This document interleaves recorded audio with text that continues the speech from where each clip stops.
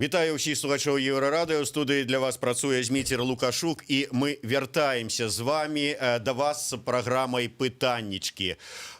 Мы крыху перафарматавалі нашу праграму, калі раней яна была выключна для размоў з кандыдатамі ў прэзідэнты і іх даверанымі асобамі, то зараз мы вырашылі, што будзем штотыднёвай рабіць гэтую праграму, каб пра самыя актуальныя падзеі гаварыць з людзьмі, якім ёсць што з гэтай нагоды сказаць і да меркавання якіх прыслухаюцца, якое проста цікава пачуць. Такім чынам, сёння ў нашай студыі былы міністр культуры, былы дыпламат, хаця дыпламатамі, можа, былымі не бываюць, але былы пасол у Францыі, Іспаніі, Партугаліі, цяпер ужо, на жаль, былы дырэктар Купалаўскага тэатра, сябра каардынацыйнай рады Павел Латушка. Добрый дзень, спадар Павел. Добрый дзень. Спадар Павел, я пачну, можа быць, з такога пытання не вельмі прыемнага, але зараз шмат не вельмі прыемнага адбываецца ў краіне. Тым не менш, пасля учорашніх слоў Александра Лукашэнкі пра тое, што каардынацыйная рада, маўляў, тут ледзь не збіраецца захапіць уладу, і гэта адпаведныя меры могуць быць прыняты, але калі пра захоп улады, то гэта, выбачайце, крымінальны артыкул. І мы ведаем, як хутка ў нас па жаданні ці загадзе аднаго чалавека распачынаюцца крымінальныя справы, адбываюцца затрыманні і гэтак далей. Не было думкі ўжо раніцай, там, ноччу сабраць чемадан і куды-небудзь з'ехаць. Вы ведаеце, такія прапановы мне паступалі практычна адразу, калі ў мінулую пятніцу я звярнуўся з сваім асабістым грамадзянскім меркаваннем у ацэнцы тых падзей, якія адбываліся апошнім тыднем у нас у краіне. Это тычыцца не толькі Мінска, а практычна шматлікіх гарадоў Беларусі, калі былі затрыманні грамадзян у вельмі жорсткай форме, калі фактычна спрабавалі затрымаць людзей, якія маглі проста ісці па вуліцы ці стаялі ў чарзе. Пазней, калі мы пабачылі ту жудасную карціну і расказы тых, хто выходзіў з следчых ізалятараў, якім чынам у адносінах іх, фактычна мы павінны канстатаваць, былі здзекі. Вось адразу пасля таго, як зрабіў гэты зварот з грамадзянскай пазіцыі, дарэчы, якую падтрымалі прадстаўнікі 12 тэатраў каля Купалаўскага тэатра і пазней выступленне на плошчы Незалежнасці, ужо такія прапановы мне былі зроблены. Яны і сёння, вось перад гэтым эфірам, шмат хто мне піша і прапановы хутка з'язджаць з краіны. Але я яшчэ раз хацеў бы падкрэсліць, я, як юрыст, не лічу, што ажыццяўляю дзейнасць, якая парушае заканадаўства Рэспублікі Беларусь. У нейкім чынам ідзе на супярэчанне крымінальнаму кодексу нашай краіны. Мы не ставім сваю мэту, і я асабіста не ставлю такой мэтай, ніякі захоп улады, не канстытуцыйным ці іншым шляхам. Проста гэтай мэты няма.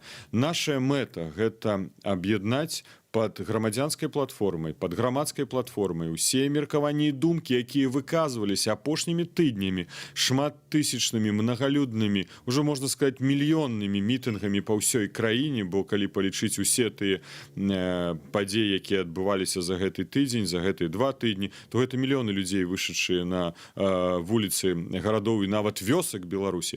Вось мы хацелі б закумуляваць гэтыя думкі і гэтыя думкі пакласці ў пазіцыю, якая магла бы быць прадметам перамоваў з дзеючай уладай. Бо як бы там не было, сёння у нас ёсць дзеючая ўлада ўкраіны, і яна юрыдычна мае моц, яна прызнаная ў свеце, яна прызнаная Еўрапейскім Саюзам, і мы павінны з ёй размаўляць. Гэта наш падыход, наша думка.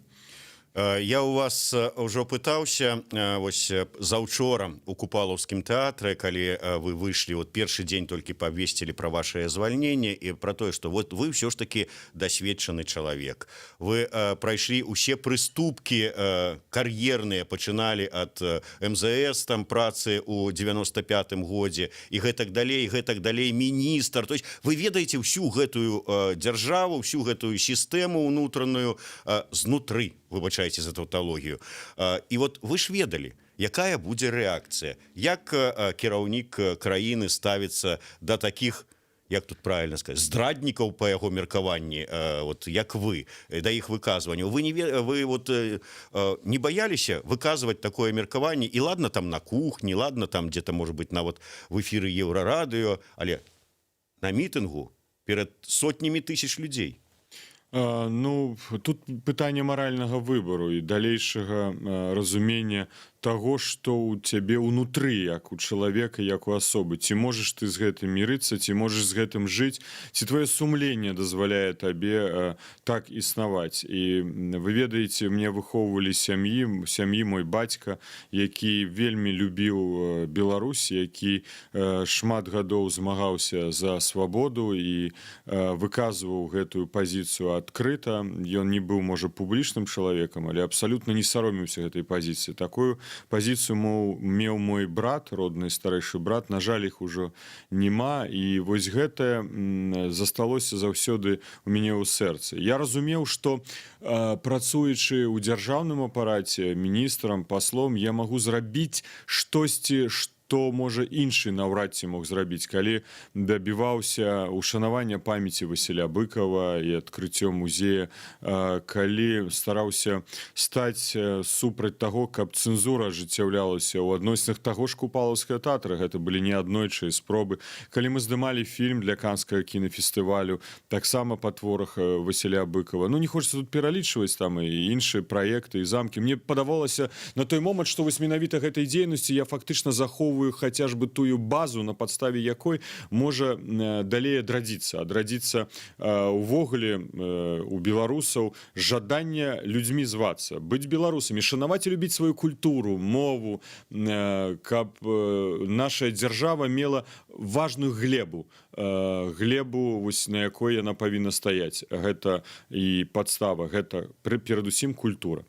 Вось гэта я ажыццяўляў. Але калі я зноў-такі пабачыў тыя здзекі, якія ажыццяўляліся ў адносінах да простых грамадзян за тое, што яны выказалі сваё меркаванне. Вось паглядзіце, якія мітынгі праходзілі ў Беларусі. Да, былі сутыкненні на мінулым тыдні, але ці тыя, хто мітынгаваў, шоў з гэтую мэту? Ну не, бо мы бачым, колькі падобных праходзіць мерапрыемстваў па ўсёй краіны, і ўсе азначаюць, асабліва ў свеце. Я даваў інтэрв'ю вядучым сродкаў масавай інфармацыі, Sky News, Reuters, BBC, і ўсе ж журналісты мне пра гэта, Times, Associated Press учора, яны ўсе мне кажуць, гэта дзіўная рэч, гэта выключнасць беларускай нацыі, наколькі яна талерантна, што маніфестоўцы не б'юць вітрыны, што маніфестоўцы ходзяць па месцах, дзе трэба хадзіць людзям, па газону яны не выходзяць, прыбіраюць за сабой нейкае смецце, якое застаецца. Вось мы бачылі ў Мінску сотні тысяч грамадзян, якія маніфеставалі у цэнтры і па іншых вуліцах Мінска ў нядзелю. Ці бачылі мы пасля гэтага нейкая сапраўды сітуацыю такую неверагодную, што ўсё было забруджана. Нават людзі крытыкавалі. Прабачце, я трапіў, калі шлі людзі на чырвонае святло, і мне казалі, хутчэй, чырвонае святло, бо машыны ж павінны ехаць.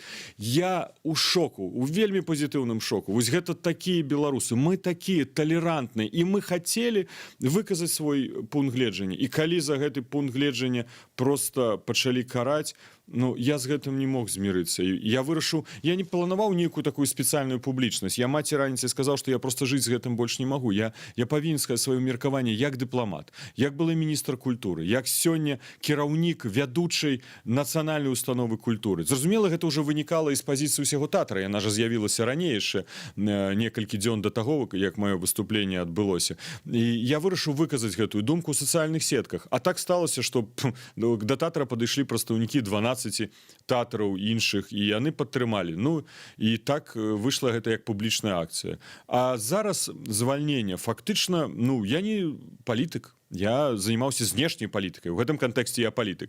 Я не збіраўся ў палітыку. І я думаю, што ўсе спецыяльныя службы, якія пісалі на стол кіраўніку краіны, што нібы Латушка там мае такія намеры і планы, яны пісалі хлусню. Ніколі, нідзе я не сустракаўся з ніякай апазіцыяй. Ніколі не планаваў ніякіх штабоў, не планаваў арганізоўваць палітычных партый.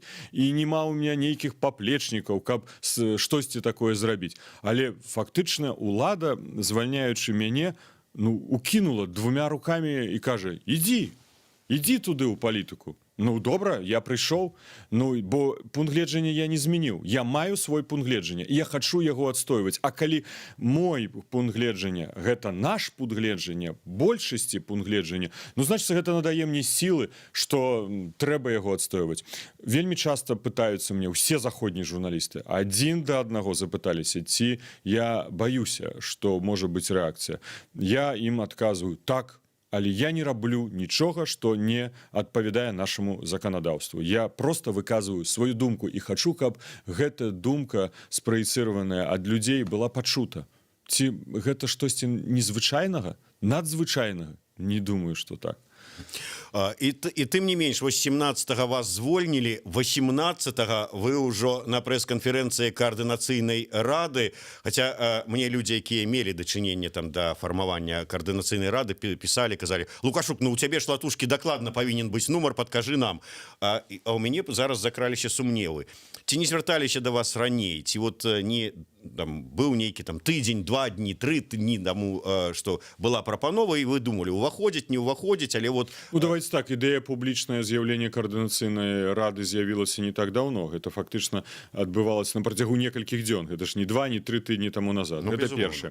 Пазней першая спроба адправіць мяне ў адстаўку была ў пятніцу, але вы ведаеце, што таксама прадстаўнікі тэатраў выйшлі да Міністэрства культуры, ну і выказалі свой пратэст. Мне падаецца, што ў той момант гэта рашэнне просто вырашылі не рэалізоўваць, бо ціск такі быў, ужо ажыццяўляўся на кіраўніка Міністэрства культуры. Ён мне это шчыра сказаў, за што яму удзячны. Але і вось тады ўжо пачалі паступаць сігналы не непасрэдна да мяне, а праз да маіх сяброў, што можа я буду гатовы разгледзець такую магчымасць. Я не даў адказу станоўчага, бо прымаць рашэнне трэба разумець, з кім ты ўваходзіш у рэалізацыю гэтага праекта, назовем, гэтага падыходу, якія мэты ён ставіць, якая будзе арганізацыйная структура і гэтак далей. І фактычна гэта рашэнне прымалася, ну, яшчэ до моманту звальнення. Я пацвердзіў, што я гатовы разгледзець магчымасць увайсці ў гэтую раду, і бо гэта таксама вынікала з падыходаў і думак супрацоўнікаў тэатра. Фактычна я сёння, можа, буду прадстаўляць думкі і мары аб іншых падыходах у нашай краіны менавіта купалаўцаў. А у іх асобе, можа, і шырэй, і ў цэлым многіх інстытутаў культуры. Бо мы пабачылі, колькі устаноў культуры выйшла, каб выказаць свой падыход, сваю думку і ацэнку гэтай сітуацыі. І шмат хто да мяне званіў. Вы ведаеце зварот дзеячоў культуры, народных артыстаў да грамадскасці ў гэтай сітуацыі. Я лічу, што голас гэты павінен быць пачуты. Але у мяне ёсць ўсё ж такі досвед дзяржаўнага служачага, кіраўніка, арганізатара, які адказваў за разнастайныя праекты і дзяржаўныя праграмы, распрацоўку заканадаўчых актаў і прадстаўленне іх у парламенце неаднойчы. Таму я лічу, што мой досвед можа быць карысным. Вельмі шмат каментароў.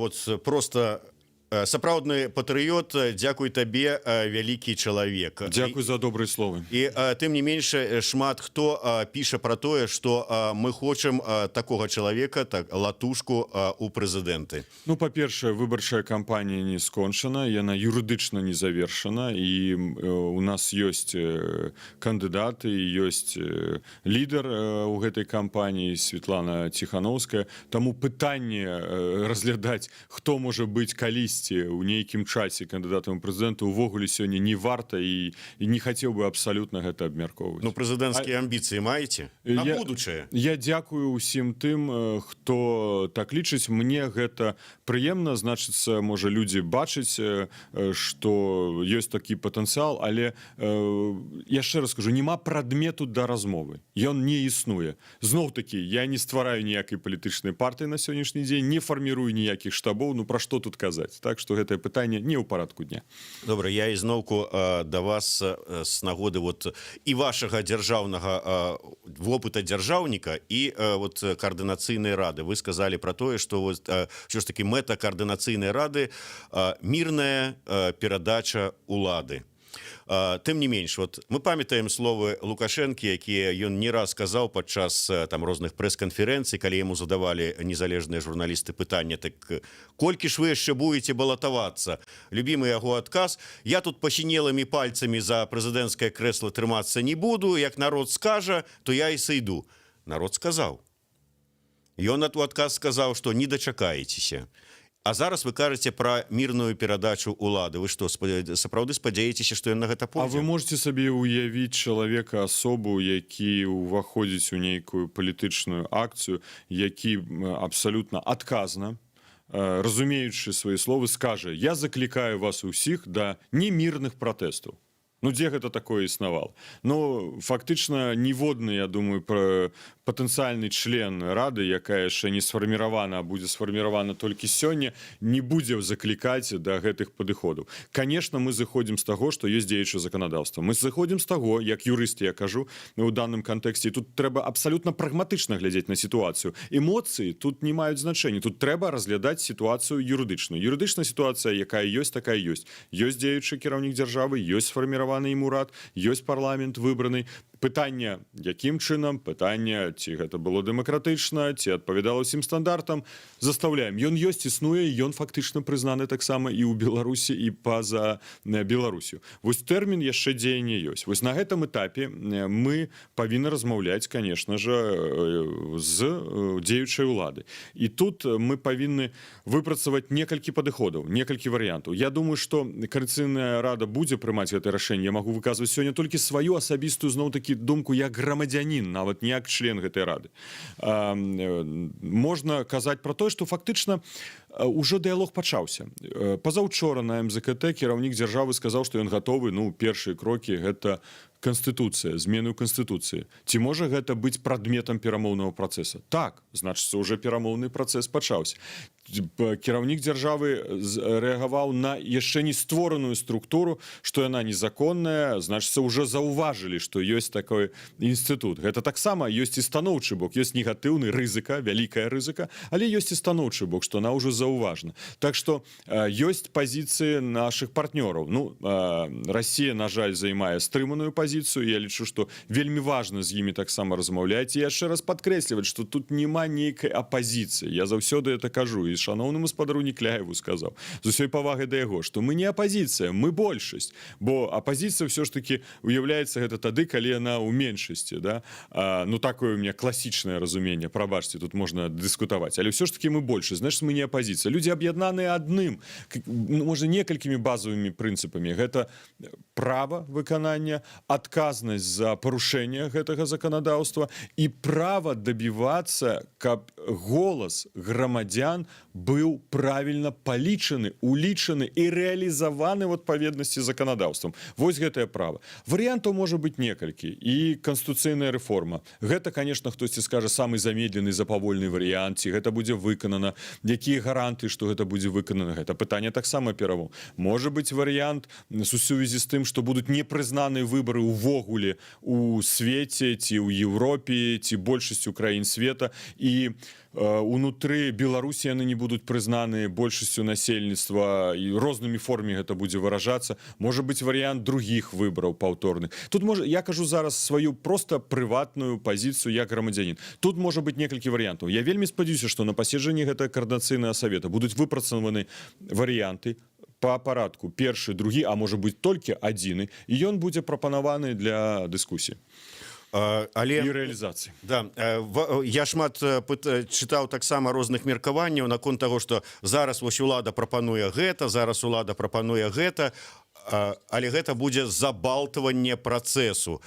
Як вы лічыце, вот усе гэтыя круглыя сталы, гэта не будзе забалтываннем працэсу, каб вот пратрымацца далей ва ўладзе і збіць гэтую хвалю пратэстаў? Зразумела, што, конечно, хваля пратэстаў з'яўляецца фактарам, які матывуе дзяржаву рэагаваць, матывуе дзяржаву улічваць голас людзей, і як адна з формаў рэалізацыі гэтага голаса каардынацыйнага савета, тое, што ён будзе прымаць рашэнні, бо ў Канстытуцыі напісана, што ўся ўлада належыць каму?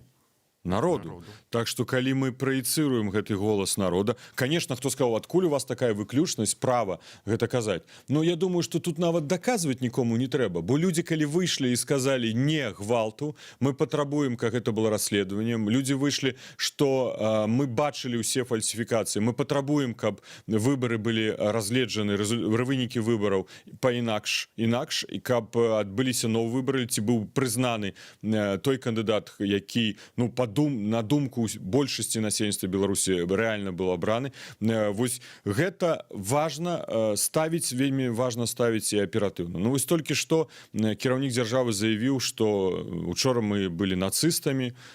Вы асабіста прыкарытнікам. Я прыкарытнік, да. Ну, оказывается, что мы павінны зразумець одну рэч. Калі б у нас была нармальная палітычная сістэма, калі у нас былі прадстаўнікі палітычных партый, у нас быў бы кааліцыйны ўрад, кожны меў бы права мець сваю думку на развіццё дзяржавы і аб'ядноўваліся ва ўрадзе з нейкіх агульных прынцыпах. На сённяшні дзень у нас няма палітычнай сістэме. І аб'яднанне ва ўрадзе не ідзе па прынцыпу мэтаў, па прынцыпу проста прызначэння. Кадравага рэестру выбіраюць тую ці іншую асобу, ідзі і працуй. І выконвай толькі то, што табе сказалі, бо фактычна той чалавек, які працуе ва ўрадзе, ён мінімізавана яго магчымасць рэалізаваць нейкія свае ідэі і думкі. Вось сёння мы, так вось казаць пра прыкарытнікаў, фактычна мы аддадзены як члены ўрады на выкананне, альбо калі ёсць характар, ёсць харызма, ёсць жаданне, ты можаш рэалізаваць свае падыходы. Большасць, конечно, членаў урада, на жаль, выходзіць з галоўнага прынцыпу. Выконваем, і лепш да нас не чапляліся, правда? Не думая аб тым, што варта даваць новы подых, новы погляд на развіццё. Мы фактычна стварылі сістэму дэматываванага дзяржаўнага апарата. Матывацыя знікла. Я памятаю урад 2009-10 гадоў. Да, можа, сістэма была такая сама, але матывацыя ва ўрадзе была большая. Пазней у 11-м, нават дзесьці ў 12-м. І вось тое, што я пабачыў, уже працуючы ў Францыі, у контактах фактычна з усімі членамі ўрада, ад прэм'ер-міністра і да членаў урада, супрацоўнікаў міністэрстваў. І вярнуўшыся сюды, я ў шоку. Фактычна апарат знаходзіцца ў італьянскай забастоўцы. Ну, хтось йому скаже, не, гэта ж неправда, сістема працуе. Але она марудна працуе, она неэфектыўна працуе. Вот я хотел гэта... Так, вось я хочу сказать, что мы чорносоценцы уже. Чаму чорносоц? Чорносоц, я памятаю, это же перыяд расійскай імперыі, да, які кагосьці па нацыянальным ці класавым прынцыпам знішалі. Ну, трэба яшчэ падняць, можа, падручнікі гісторыі прачытаць. Ну, я не ведаю, ну, што, кім нас можна заўтра назваць? Ну, мы не ставім пытанняў сілавога змены улады. Мы ставім пытанне толькі ў адным, каб наш голас быў пачуты. Чаму ідзе ўброс такой негатыўнай інфармацыі? Чаму думка людзей не павінна быць улічана? Нават калі чалавек адзін, асоба, мае сваю думку, ён жа мае права яе выказаць. А тут, аказваецца, мільёны маюць сваю думку, і гэтае права яны пазбаўлены. Ну чаму гэта так? Ну дзе гэта логіка? Якую ж мы дзяржаву пабудавалі? На якіх прынцыпах она аснавана? Калі сёння можна ў тэатр увесці міліцыю, тое, што я прагназаваў пасля нарады Міністэрства культуры, што было заявлена, гэта сёння рэалізавана. У Нацыянальны інстытут культуры увесці праваахоўчыя органы і ўзяць яго пад кантроль. Ну, ці мае такі прэцэдэнт, прыклады яшчэ дзесьці ў свеце, у Европе? Не мае. Да чаго ж мы ідзем? Ну, каб пад кантроль узяць і культуру. Да яна уже давно под контролем. Хтосьці, можа, спрабаваў, не пры ўсёй павазе да нашай культуры, но она не толькі што, можа, такім сілавым кантролем, але ўсё ж такі таксама ініцыятыва дзесьці прыдушана, прыглушана, можа правільна сказаць. Бо для чалавека культуры вельмі важная свабода. Важна, каб не было гэтых межаў. Бо калі межы існуюць, все, гэта як цяляты стаяць і жуюць жвачку, да, вось просто стаяць і глядзяць глазамі, вачыма. Важна, каб мы пашыралі гэтыя межы. Вось сёння Купалаўскі ўзялі ў межы праваахоўчых органаў. Ці там можа нарадзіцца штосьці высокага з пункту гледжання мастацтва? Ніколі. Гэта немагчыма. Няўжо думаюць, што калі заўтра міліцыя выйдзе, а паслязаўтра будзе спектакль, ён будзе ад душы, ад сэрца? Не будзе. Гэта фактычна пералом. пералом інстытута сістэмаабразуючага, як купалаўскі тэатр.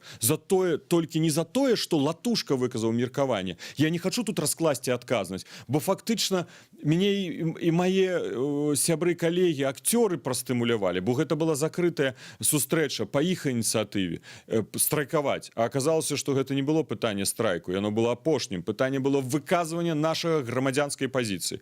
І я не мог не долучыцца, бо я купалавец. Мы ўсе разам купалаўцы, і я павінен быць. Гэта не павінен, я нікому нічога не павінен. Я быў разам з купалаўцам, бо гэта адпавядае маім прынцыпам.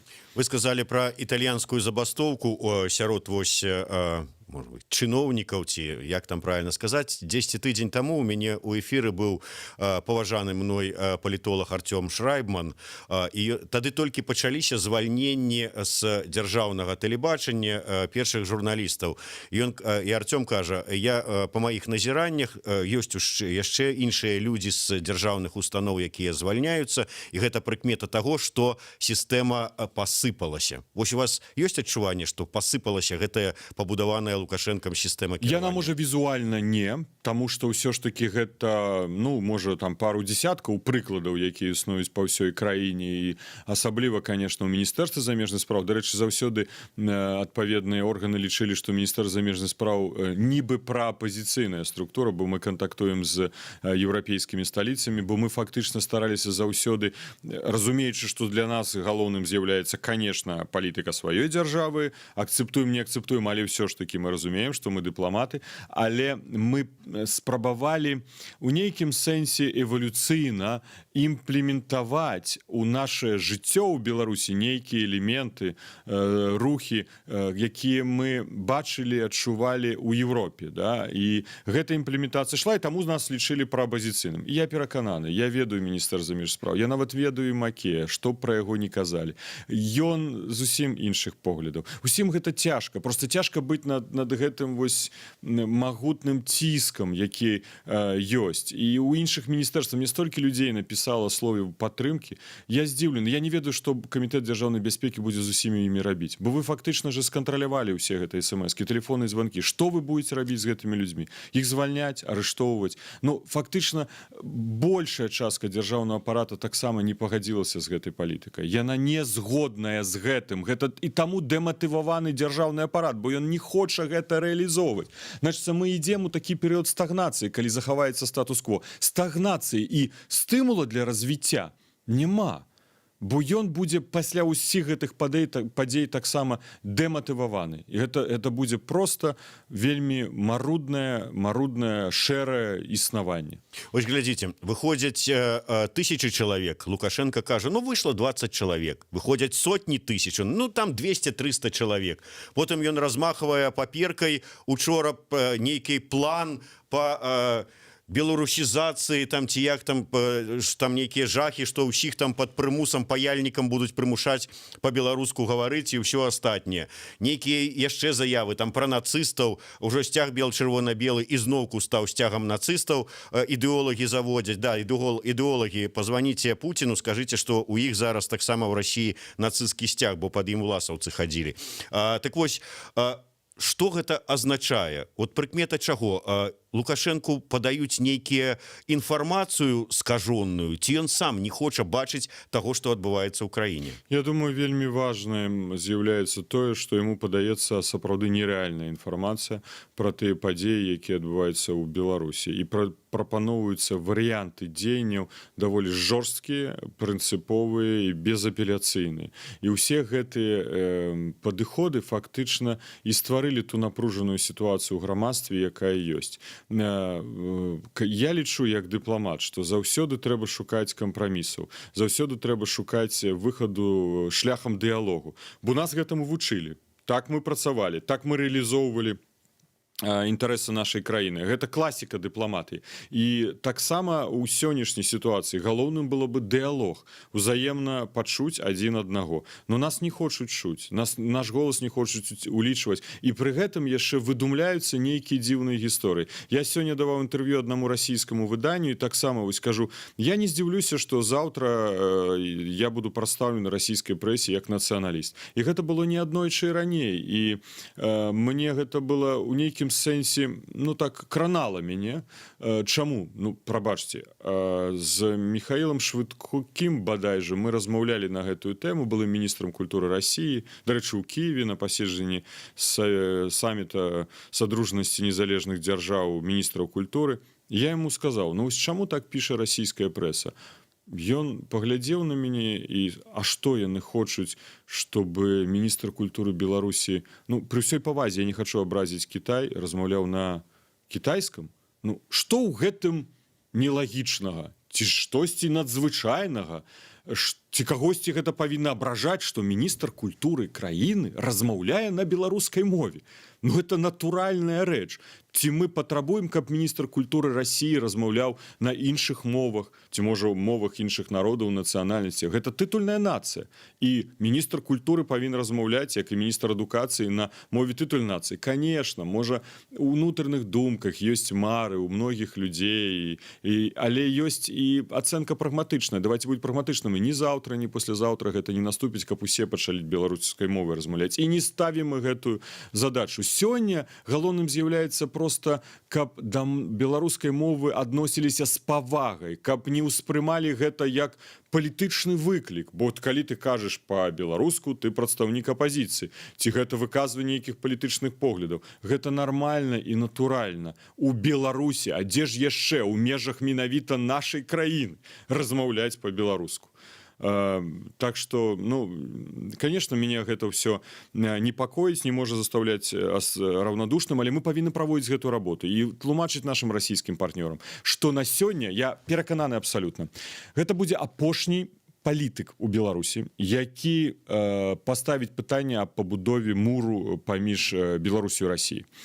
Я кажу абсолютно прагматычна, тому што мы экспартуем каля 50% нашай прадукцыі на расійскі рынок. Мы атрымліваем асноўныя энергетычныя рэсурсы. Мы ментальна, як камусьці гэта падабалася, не падабалася, вельмі моцна звязаны з імі. Мы фактычна, на жаль, ну, маем большы ўплыў інфармацыйнага расійскага прастранства, абшару, чым свайго ўласнага. Гэта трэба мяняць, але гэта сёння так есть.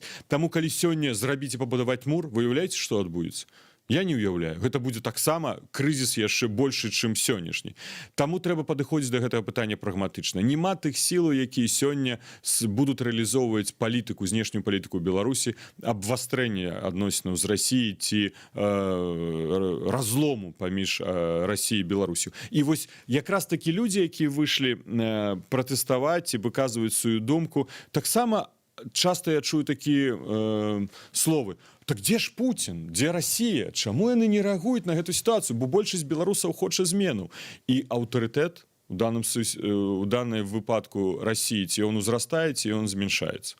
Адказ, я думаю, ясны. Тое самае ў адносінах да Еўрапейскага Саюза. Еўрапейскі Саюз нас заўсёды павучаў, прабачце.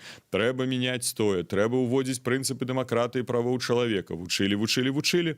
Ну, уладу не навучылі, але людзей навучылі, атрымліваецца. І людзі зараз гэтага хочуць. Таму і пазіцыя Еўрапейскага Саюза для нас важна, бо гэта аўтарытэты Еўрапейскага Саюза ў Беларусі. Я думаю, што гэта адпавядае інтарэсам і Расіі, і Еўрапейскага Саюза. І палохацца тут нашим партнёрам з усходу, што тут прыйдуць нейкія нацыяналісты, ці якія будуць тут выступаць супраць усяго рускага, не трэба. Але патлумачце, гэта падстава. Патлумачце як дыпламат, що ж такі, які разбіраецца добра ў замежных усіх гэтых палітычных гульнях. Все-таки вот мяне учора вельмі шмат пытались з-за мяжы, з Украіны найперш. А як это так разумець? Чаму Меркель, чаму Макрон тэлефануюць Путіну і пытаюцца ў яго там наконт Беларусі, як мы будзем тут вот з табой, Путін, вырашаць пытанне Беларусі? Ну, давайте рэалістамі. Зразумела, конечно, пытанне Беларусі – гэта ўнутраная справа Беларусі. Мы павінны вырашаць яе самі. Ці ў стане мы на сённяшні дзень яго вырашыць, гэтае пытанне? Не. Адказ абсалютна адназначны. Таму, калі выходзіць з рэальнай сітуацыі, якая ёсць, падабалася бы нам гэта ці не падабалася, але і наш прэзідэнт тэлефануе Пуціну, і лідеры еўрапейскіх краін і Еўрапейскага Саюзу тэлефануюць Пуціну і вядуць перамовы. Бо яшчэ раз падкрэслю, гэта ўнутраная справа Беларусі, але медыяцыю ці дапамогу у пабудове гэтага дыялогу і дасягнення станоўчага выхаду з гэтай сітуацыі, ну, ніхто не забараняе нашым партнёрам аказаць гэтае садзейнічанне. Зразумела, што гэта будзе залежаць ад пазіцыі сённяшняй улады, ад пазіцыі грамадства нашага, ці яны згодны з гэтым. Я думаю, што грамадства не будзе супраць гэтага. Вы лічыце, што будзе супраць? Не. А фактычна сённяшняя ўлада, кансультуючыся з Расіяй па гэтаму пытанню, таксама, значыцца, не супраць. Бо, наколькі я ведаю, сёння не гатовы мы весці дыялог на вышэйшым узроўні з лідарамі еўрапейскіх краін. Вось менавіта мы, я маю на ўвазе Беларусь як улада, да? Беларусь, якую зараз прадстаўляе ўлада. Яна не гатова весці такі дыялог. Таму і шукаюцца іншыя не сілавыя, натуральна дыпламатычныя шляхі вырашэння склаўшай сітуацыі. Бо калі заўтра акажацца, вось сёння, нарэчы, мы чакаем паседжання Савета кіраўнікоў дзяржаў ЕС, будзе прынята рашэнне не прызнанні выбараў, якія наступствы? Што гэта азначае? Не будуць прымацца паслы? Як мы будзем падпісваць двухбаковыя пагадненні? Ці, можа, Еўрапейскі Саюз, мы не прызнаем выбар, але ўсё застаецца як ёсць. То есть ніхто на гэтае пытанне сёння не адкажа, правда? Але гэта таксама парадак дня, бо гэта пытанне нашай краіны, нашай Беларусі. Як яна далей будзе існаваць у міжнародным абшары?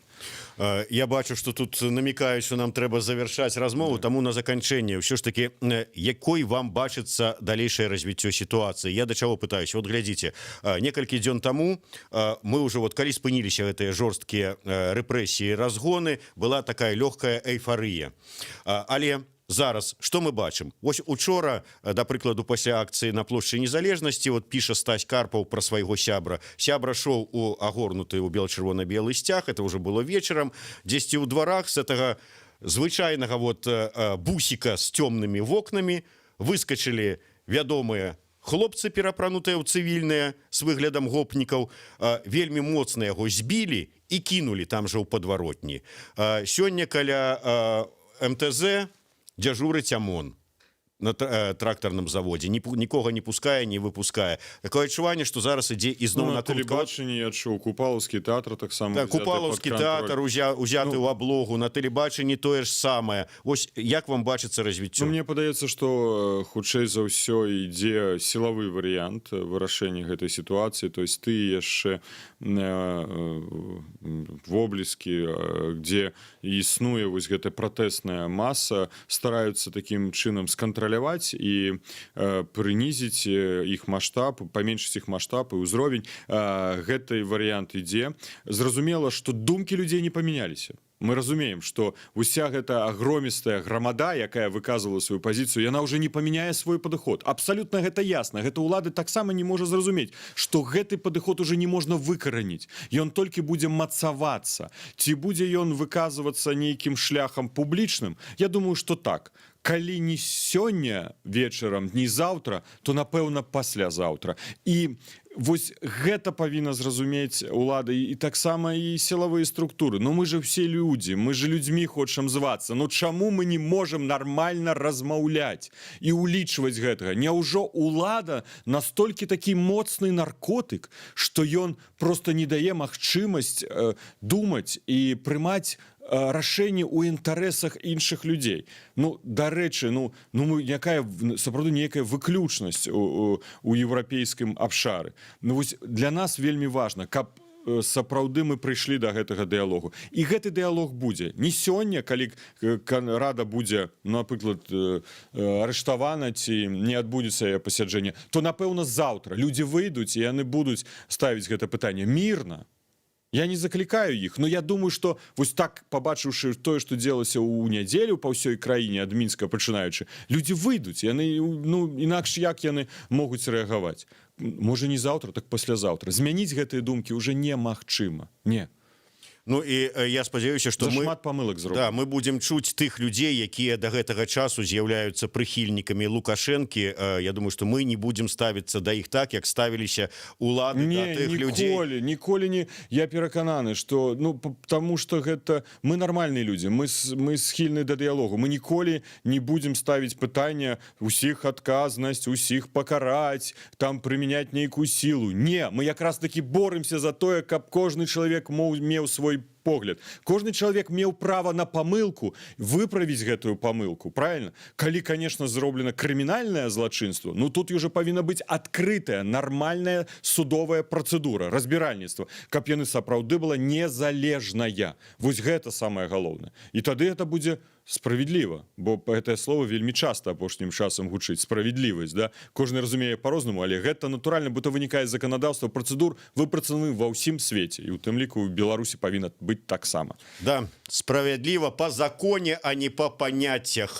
На гэта і Павел Латушка, Зміцер Лукашук, праграма «Пытаннічкі», сумесны стрым, Еўрарадыё і Е-прамовы. Слухайце і глядзіце нас.